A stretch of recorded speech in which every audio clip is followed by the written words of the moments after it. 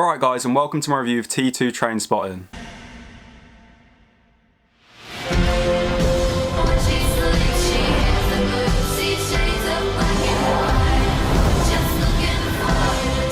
You're an addict.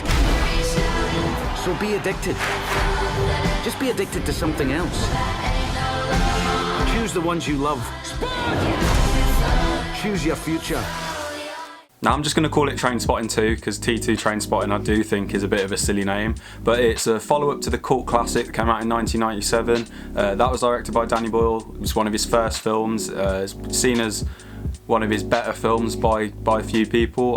I don't think it's my favourite, but I do enjoy it. Now Danny Boyle came back to direct this one, and it stars Ewan McGregor, and excuse me, I'm going to have to read the names because I don't really know the actors' names very well. Johnny Lee Miller, Ewan Brenner and Robert Carlyle. Now I don't think the trailer for this film gave away too much of the plot or anything that happened, so I'm not going to do what I usually do and give you a brief idea of the plot. I think you should just go in fresh after watching the first one and just experience this film without knowing anything about it. Now if I first get into the positives, it paid tribute to the first film really well. It had a lot of nostalgia. That's probably one of the big things about this film. You're going to enjoy it a lot more if you've watched the first one and if you enjoy the first film, because there's a lot of nostalgia, a lot of scenes linking back to the first one. Obviously it's a sequel, so it's going to follow up and have a lot of the same plot points, so it did follow on from the first one really well.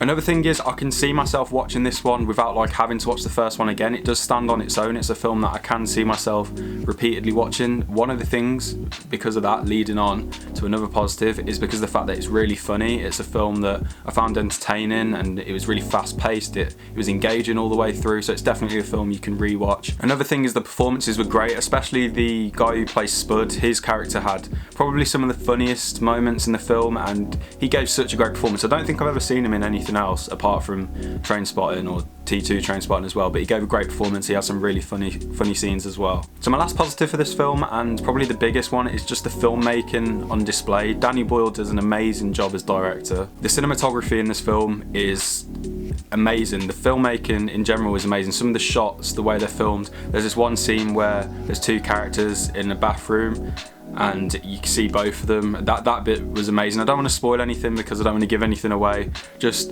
the last shot of the film, I thought that was really creative. Throughout the whole film, the filmmaking on display, the editing, I thought was amazing. It flowed really well even though it was so fast paced and there were so many cuts. Just overall, the filmmaking on display was amazing. Now if I first get into my negatives, the film didn't feel as original. I know it's a sequel, so it can't feel original. It's gonna have to take like points from the first one, but sometimes when you see a sequel it sort of adds something else to it. This one doesn't really add much to it, to the first one.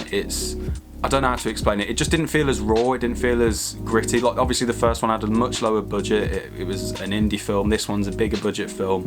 It just didn't feel as special as the first one. That's the best way I can explain it. Another problem I had was a few of the plot points were sort of just introduced really quickly and brushed over. They didn't have much meaning to them. I'm not going to explain what they were because I don't want to spoil the film, and I wouldn't say it'd ruin your experience of the film if you enjoyed the first one and you're looking forward to this film. And the last problem I had with the film is I didn't think it had that emotional impact that I was expecting from the film. When I saw the trailers I thought it was going to have a really strong message that was going to hit me and like last with me after I've watched the film, which is sort of what the first film had. Now there were some scenes where I was on the edge of my seat, I had goosebumps. It was, I don't know, sort of inspiring in some of the scenes. The whole choose life thing, there was another one of those sequences in the film that was really interesting, but I thought the ending could have had, I don't know, a bit more closure and finality sort of thing. I don't know, they might be leading it up for T3 in 20 more years, I don't know.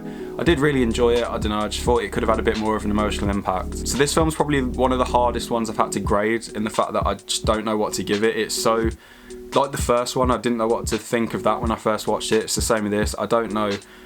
All I know is that I really want to watch it again. I was struggling to decide between giving it a 7 or an 8, but the fact that it was really funny, really entertaining, really fast paced, the filmmaking on display was incredible. I'm going to give it an 8 out of 10, and I definitely think it deserves that, and it's definitely a deserved sequel to the first Trainspotting that came out in 1997. Yeah, I hope you enjoyed that review. I'm going to hopefully get reviews out for Manchester by the Sea soon. I have watched that film, I really enjoyed it. I'm also going to try and get reviews out for Moonlight, which I'm seeing on Monday next week. I need to see Hacksaw Ridge and Lion and review those films, and then as soon as I've watched all of those, my top 10 of 2016 video will be out. If you enjoyed this video, a like would be appreciated, and if you're new and you enjoy film reviews, anything related to film, you can subscribe to keep up to date with my latest reviews. Yeah, I definitely recommend going and watching this film, and thanks for watching.